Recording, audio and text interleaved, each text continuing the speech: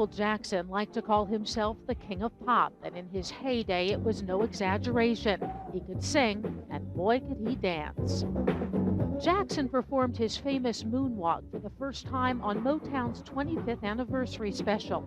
He had been perfecting his act since the age of 5 when he would sing with his brothers in clubs around their hometown, Gary, Indiana. The Jackson 5 soon came to the attention of Motown's Berry Gordy. The rest, as they say, is history. The Jackson 5 consistently topped the charts in the 60s and 70s. They appeared on The Ed Sullivan Show and opened for Diana Ross and the Supremes.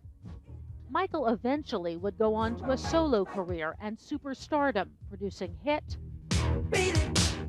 after hit. Thriller won 8 Grammy Awards and holds the record for best-selling album of all time. In the video, his image morphed, and so did it in reality. In the song Black and White, Jackson seemed to tease the audience about the color of his skin.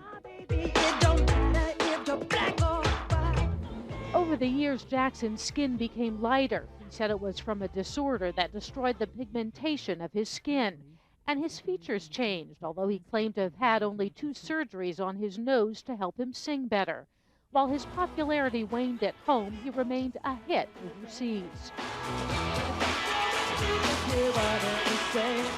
In 1994, he surprised the world, marrying Elvis Presley's daughter, Lisa. They divorced after less than 2 years of marriage.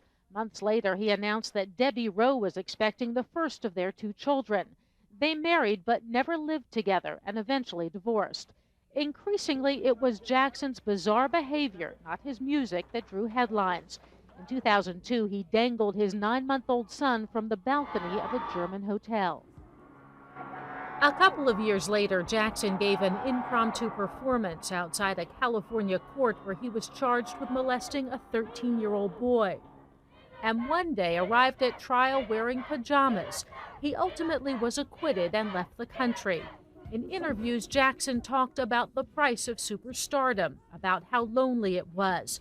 He said, "It hurts to be me," pain that in the end, even the music couldn't stop.